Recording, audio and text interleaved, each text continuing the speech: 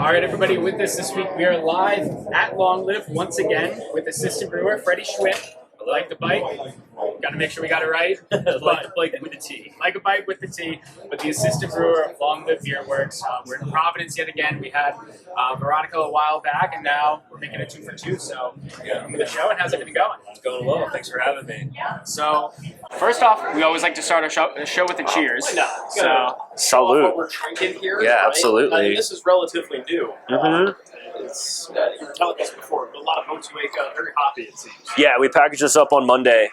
This is a collaboration with Tox Brewing down in Connecticut, and yeah, we used the Super Motueka hop, which is it's a product by a company called Phantasm, and basically they took skins from Sauvignon Blanc grapes, which are high in phthals. It's a big buzzword right now that people are using. Phthalized yeast is a thing. Different hops carry different components of it, but they basically blended the grape skins with the Motueka hops, and you get this killer, lemon lime flavor. Goes awesome with the Citra. It's good stuff.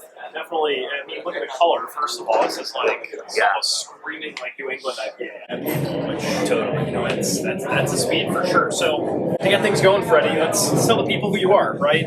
Where'd you come from? How'd you get into craft beer, and what brought you here? Yeah, so it's actually quite a journey. My fiance and I, we are from New Jersey. And about 3 or 4 years ago, we decided that we were going to move across the country to California. At the time, I had just broken into the beer industry. I was just eager to learn more about it. We had gotten a homebrew kit together and had just fallen in love with making that. And at the time, I was looking for a career change. Said, "Hey, let me get into beer." Started working front of house, got into back of house, and then we decided to move. So when we moved, I kept that going. Right, I got myself a front of house job because that's what my experience was. It was in a much more smaller place out there, and just helped out the brewers where I could, where they needed me on packaging days, filling kegs, cleaning kegs. Learning how the pace of things worked. What it looked like, and then we decided to leave California and we moved to New England, where I found myself again working in a front of house position, but then was able to work into a back of house position, actually at Trillium.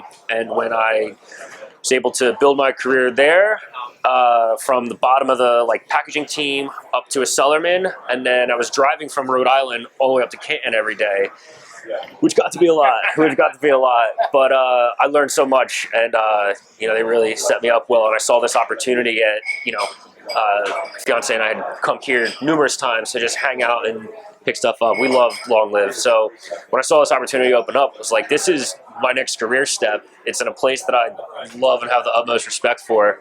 Jumped on it, and here I am. And we'll dive into Long Live and what makes this place so special. I think our listeners know by now because we talk about it every couple of weeks. But what offhand was one of those places that you learned the most? You have a lot of high-profile stops, right? And is there one that stands out that you maybe was a turning point for you? I mean, along the way, Trillium was definitely the biggest for me. That was where I really moved into back of house full time and learned how things operated from a on the floor standpoint, as opposed to just watching from behind the bar while I'm working there. That was probably the biggest. But yeah. And what was a beer that you fell in love with that made you realize you needed to do a career in craft beer?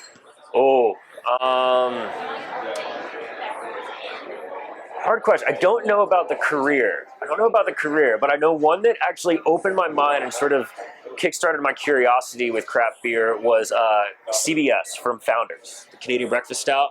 I had gone to a tap takeover with a friend and had one. She's like, you have to get this. I was like, okay. And guy's like, all right, yeah, $12. So I hand him my card and I get a glass this big. And I'm like, what the hell?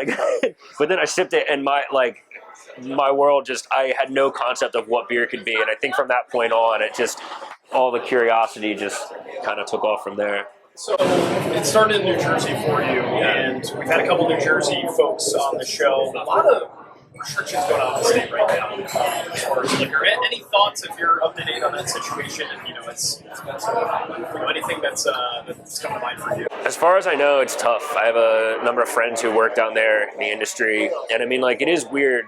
From what I understand, the state's doing weird stuff where weird laws with food trucks and even just being able to provide food's like snacks, like to your people, and it's just bizarre. Like you want to, you're trying to be a small local business and survive, and you want to give people a reason to come spend their afternoon, spend their evening, and it's like, what do you mean we can't have a food truck? What do you mean we have to, get certain permits to have, like, I don't know, somebody play music kind of thing? So it's got to be tough. It's got to be tough, I can imagine. And we have the complete opposite in Rhode Island. I mean, this is no offense to Jersey, sorry Jersey, but It might be better. but Rhode Island is a flourishing craft beer industry. I mean, we knew Long Live beers many years ago when it was back on Fountain Street, a small location, and now we just ran a brewery back in over 40 breweries in the state. So how do you see from your experience, like the craft beer scene in Rhode Island flourishing? I just think you see who's there right now really, really digging in. And I think it's a unique opportunity where you're seeing some new stuff still pop up, which I think is a beautiful testament to what craft beer has become everywhere. Is that, there, in a way, it's like, as much as making beer is a science, it's an art. And like, for people who are in love with that, you're still going to see new ones pop up, and you're going to see people who are already there, like, really sink their teeth in. And I just, whether it's expansion or whether it's doubling down on what they're doing.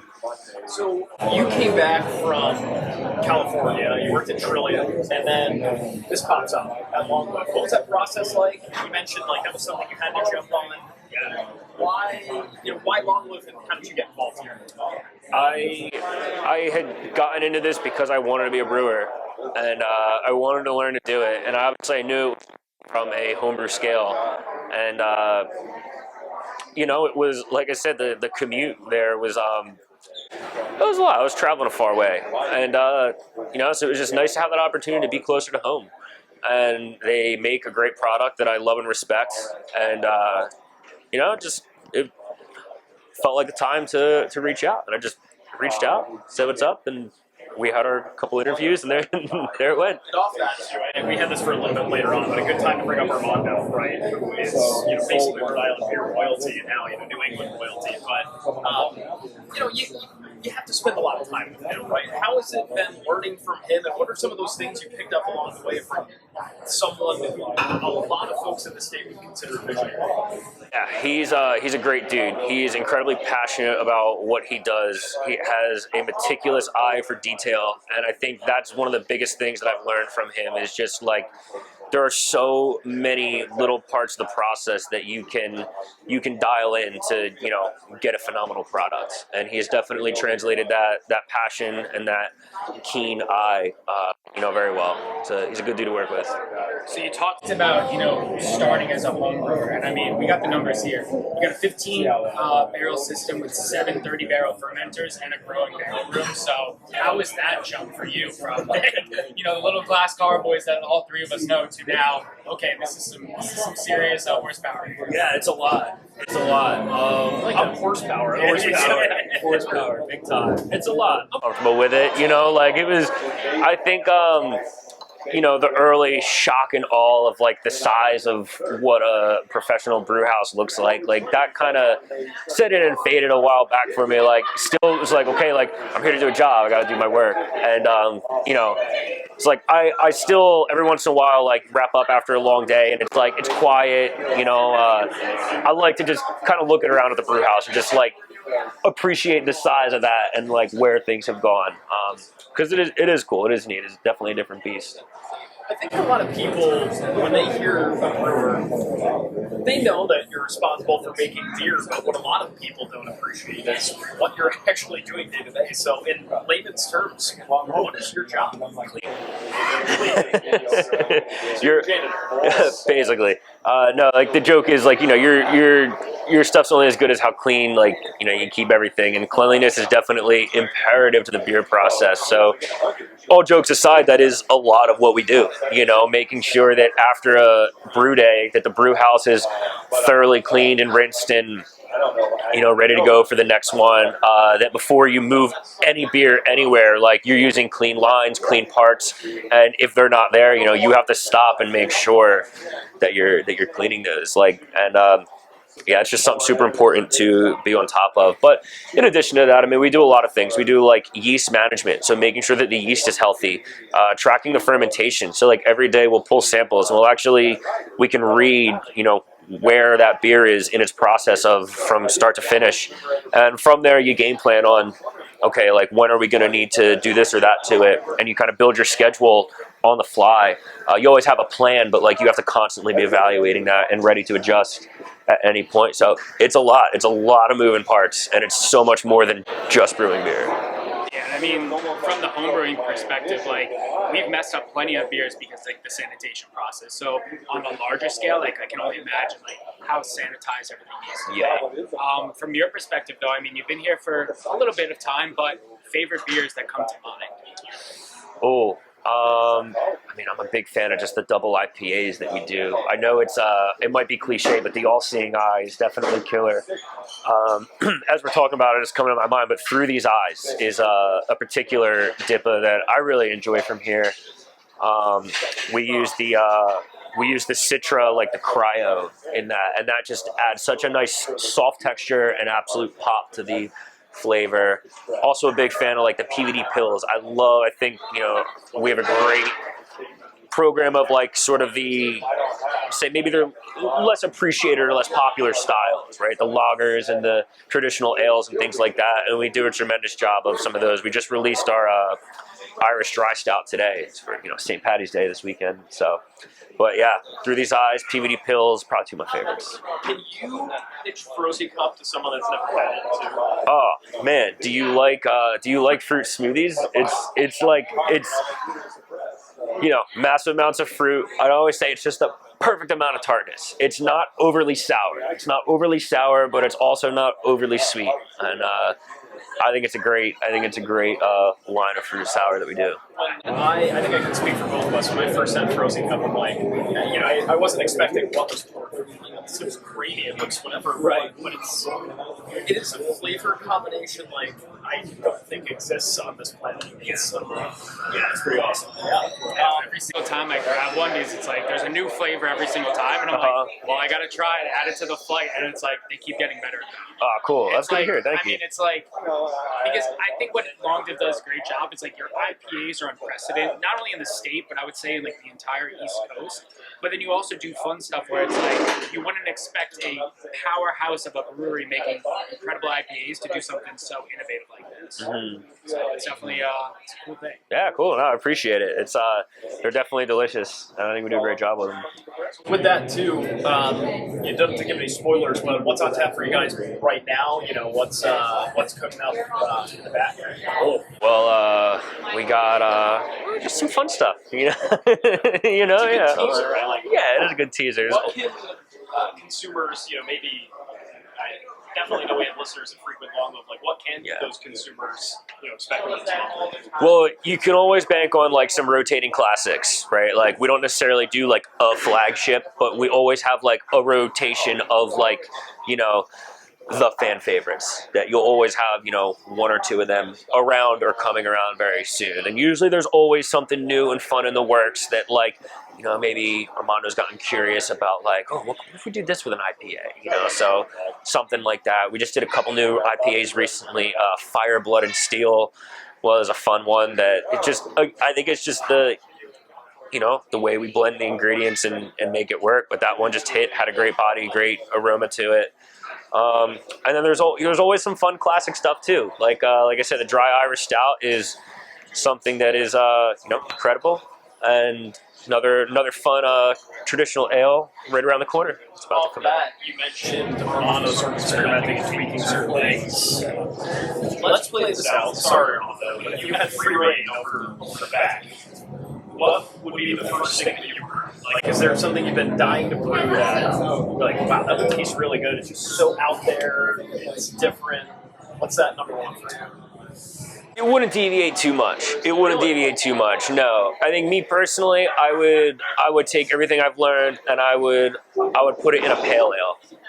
Like a nice 4.5-5% IPA, given the same like body texture and flavor. Like I wouldn't change too much.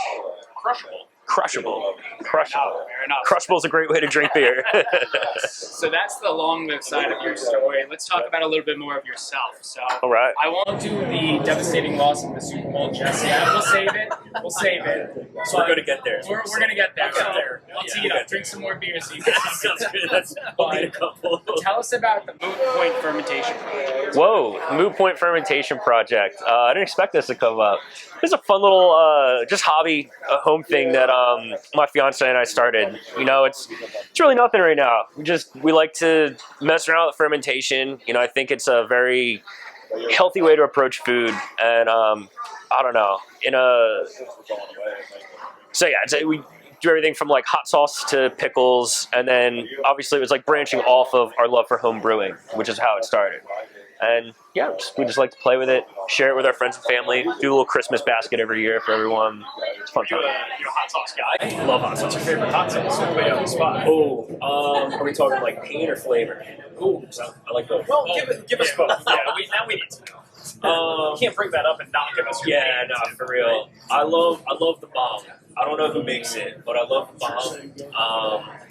It's been on hot ones. It is painful. I had it once at a time back in California, and then recently at a barbecue with some friends. One of these kids just pulled it out. He's like, "Yo, I brought this hot sauce." I started showing something else. And he was like, "I brought this hot sauce." I'm like, "What? Give me some of that." Like, "You're crazy. It's good. It's spicy. Oh, it's good." There's another spot. I think it's called. The name's escaping me. But it was basically infused with like lion's mane mushroom, and that was killer. That was something I'd never had before. Have you Mushroom tried infused hot sauce. the Red's hot sauce? Love Reds. Yes, I love Rhode Reds. Island I business. was going to say, Yes. promote local. Always going to promote local. Yes, Reds makes killer hot sauce. I actually have 2 bottles of theirs in my fridge right now. The Thai chili hot sauce and the hop sauce that they actually make with Citra. It's got a Thai chili. It was awesome. Like salmon. You put on whatever you want. Put on a spoon. No, I love it with like I like ramen, like my lunch, just quick and easy. You know, I love it with some ramen. I always say rice is the best vehicle for hot sauce. Oh, that's very good. Yeah, it's nice and easy. You know, I love a good chicken wing with a good hot sauce. But if you're trying to taste the hot sauce, rice is nice and bland. You need a whole lot of it, just right on there. Love it. It's a hot sauce podcast. Hot sauce. Yeah, so, Yeah, go ahead. I was going to say, one thing that doesn't normally get associated with beer drinkers is fitness people. You're also a big fitness junkie as well, so tell us about some of the endeavors you've done in the past with that, and also just your love for the sport. Yeah, so that was actually my career prior to craft beer, which is very ironic. I know. Big jump. But you know, it really is important to me. Through my college years, I was not the healthiest, and towards the end of my term there, my junior and senior year, Or any of us, though? right, exactly. Into college, you're Yeah. You know, I don't know. Something clicked in my head. I started to apply myself a little bit more to that. Took my eating more seriously. Taught myself how to cook. And, just exercise became important to me. I originally wanted to be a physical therapist. I got a job as an aide. And it was not the pace for me. And so I was just like, well, I'm almost done my major now. Like, I have to do something with it. So I got my PT cert, and I love training people. I met my fiance in a gym where I was working, and that's a huge cornerstone of value that we both hold in our lives. I think it's really important. We can support each other in maintaining healthy lifestyle and stuff. But yeah, all through our moves, as much as I was working in beer, I simultaneously had fitness jobs. My time in California, I was getting up at 4:30, not even 4 o'clock, 3:30 a.m. to be in at 4:30. I would coach until 10:30, do my workout, come home, eat lunch, nap, and then go to the brewery and work from 4 until 8 or 9, and then back the next day, But it all led me to, like I said, becoming a brewer was my goal, and gave me the opportunity to, really transition into this career, because I had that already lined up. I had that experience, so I could get those jobs and help that transition. And then now that I'm here, I've been able to talk with a lot of brewers and friends who, fitness is, like you said, is not popular in the brewing industry. So just to help people still, like, it's like I still have that inner coach in me. It's just like, how can we, I don't know, like, get a couple healthier foods, like learning how to apply that to your life and meeting yourself where you're at. I still try and inspire people. I was going to say, when you make a healthy meal, it's Word. Crushable. yeah, crushable. I like the crushable. There we go. Yes. I'll be the guy. The Eagles. Okay. We're gonna start talking about the Eagles. Yeah. This gives me great joy as a Patriot fan. I'm sure. Did the Super Bowl give me any joy? Personally, I had to watch the Chiefs win too. I know. I wouldn't care if you won. You're an Eagles guy. Yeah. Sorry for the loss again. It was a Sorry. wagon of a Chiefs team. Yeah. First of all, were you like super into it, or did you consider yourself like a diehard fan? Oh, yes. Yeah. Yes. We were in the first one. Sorry about the Pats in the first one. We need far more. We were in Philly the night of the first Super Bowl, and then marched our way down to Broad Street, and it was absolute. It was the happiest chaos I've ever been a part of. I'll just say that. Have you ever climbed a pole? No. Do you ever plan to? Probably not. Probably not. Probably. Nah, yeah, probably. See how many crushables I put down before Yeah, but overall, jokes aside, satisfied with the season. Was this sort of? Obviously, I think it was more than any Eagles fan expected, but like, you're overall happy or disappointed with it? I'm very happy. I'm obviously bummed loss, right? And those emotions have settled. But super optimistic looking forward. I think Jalen Hurts is absolutely special. I love the man's mentality. I love the man's leadership. And the fact that he's as young as he is, like you said, I don't think any Eagles fan expected it to go like this. I said when I think we won the third game, I was like, we're going to the Super Bowl. We're going. And then there we went. And then there it went. But, It was a close game. it was a phenomenal game. It was a phenomenal game. Good Super Bowl. It was. And Jalen Hurts put on an absolute dynamic performance in there. To be that young and to show up in that way, Chiefs are a great squad. There's no disrespect to them or to Patrick Mahomes. But, it's more concerning is all the movements that have been happening free agency-wise the last couple of days. Jake's a noted Pats fan. I'm a noted Giants fan. So I kept my mouth shut in the beginning. But I am praying on the downfall right now. Meek Mill did say in times like this, but you're losing, guys. I mean, Darius Cut. That was out of the blue. I was out of the blue. Couldn't figure out the money situation with your cornerback. No. Say la vie. That TJ surprised me, Edwards. though. That actually, I was surprised. I was very surprised. We signed Bradbury. I'm grateful that we retained one of them. Gonna rub that in the face of a Giants fan. Yeah. My hope, he's got Darren Waller. He's going to be strong. He's going to be good. We're crazy how that went down separately. It is because apparently Josh McDaniels leaked that he was getting married this past week, and that's why Waller. He was getting married to one of the Kelsey Bloom on the Aces. Yes. Apparently she was a little salty about it too. They didn't get the invite to the wedding. Did you see the video of her chucking a t-shirt top? She chucked something 2 levels It was crazy far. That was crazy far. Yeah, I think it was a t-shirt. That's neither here nor there. Anyway, You re-signed Boston Scott though, which is a Giants killer. So love that's. Boston. But I mean, T.J. Edwards, Javon Hargrove, Andre Dillard, Marcus Epps. That was the guy that the Patriots had said, "Oh, let's start making some phone calls." But Is that where he went? Did he go to the? I don't know. No, you went to Dillard. I don't know. Bad radio. I know Hargrove went to the 49ers.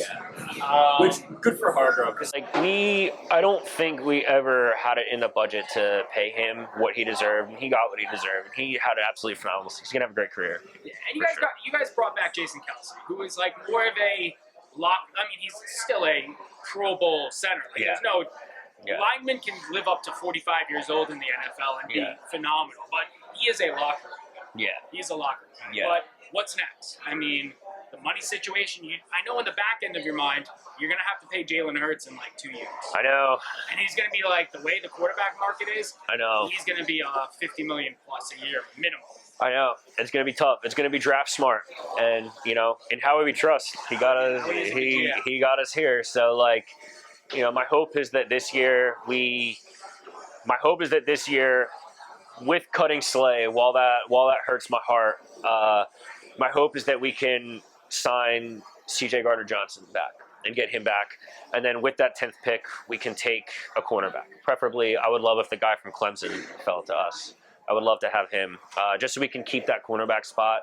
And then from there, you're just gonna have to draft smart and make signings where you can. I mean, we got A.J. Brown for I think it was 4 years. Devontae Smith is still on his rookie contract. Like that's a great duo to go with. A great duo. How long's Goddard there? Is he? I believe he's still on a rookie contract, as far as I know. Yeah. Which, oh man, he's been like Zach Ertz was also tremendous, and I think the only reason they had cut him or traded him, whatever, moved on from him, was because like Goddard was so talented, you know, and it really is awesome to have all those weapons all around.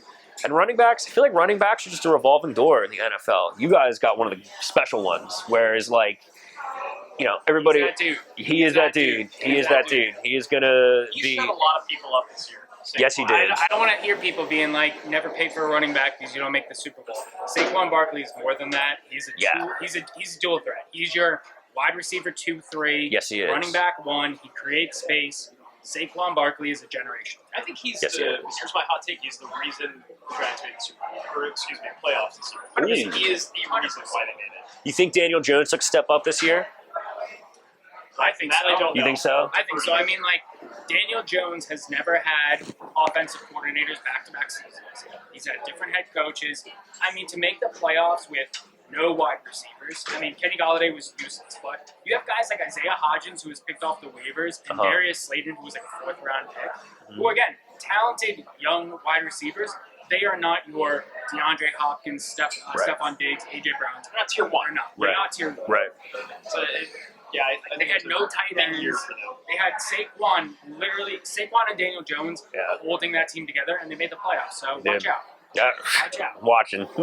Early prediction for is football your sport? Is there another sport that stands out? I love them all. Big, all Philly teams, right? Eagles, Sixers, Flyers. What's on tap for the Phillies this year?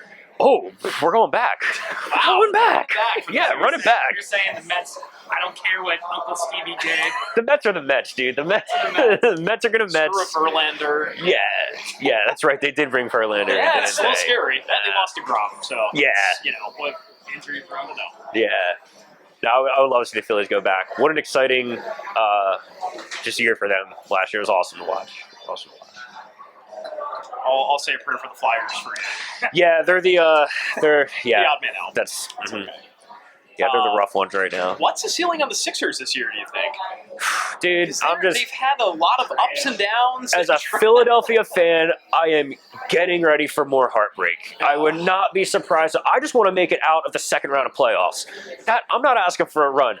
I just want to make it to the conference finals. I just want to get out of the just the first, second round. We've gotten bounced every couple of years. This year, though, you have the Knicks who started to win some games, and the Celtics who are they have their body of work. Celtics are a wagon. They're a wagon. It's crazy. Are you an Embiid guy? Yes, big time. Yes. Love Joel Embiid. Yeah, I love his attitude. I love his personality. I love the way he plays the game. Yeah, he embodies Philadelphia through and through. So we'll close the sports part of this with this. Okay. Which one of the 4 Philly teams is the next to win the title? Oh, because there are 2 that were literally right there at the finish line. Yeah. Last year. Yeah. Or is it somebody else? Is it the Sixers that usurps them all, or did the Flyers magically? It's not the Flyers. It's not the Flyers. Yeah, the Union actually too. Yeah, the Union could be. Championships in It's not a bad take. It was tough. The Union will. It was tough. I'm going with the Birds. I really do think there's something special in Jalen Hurts. I really do trust that Howie Roseman's going to put a squad together. And all the NFL is so dramatic this time of year. Everything's just speculation. You're like, all strength of schedule, this and that. Like, I think we're going to be fine. I think we're going to get in the playoffs when we have to. And Jalen Hurts is such a leader. He's got a lot to live up to. But I think he gets it done for us. All right, well, we appreciate the time. Thanks for joining us. Thanks for hosting us. Where can our listeners find more about Long Live, learn about your stuff that you're working on, and get plugged away? The floor is yours.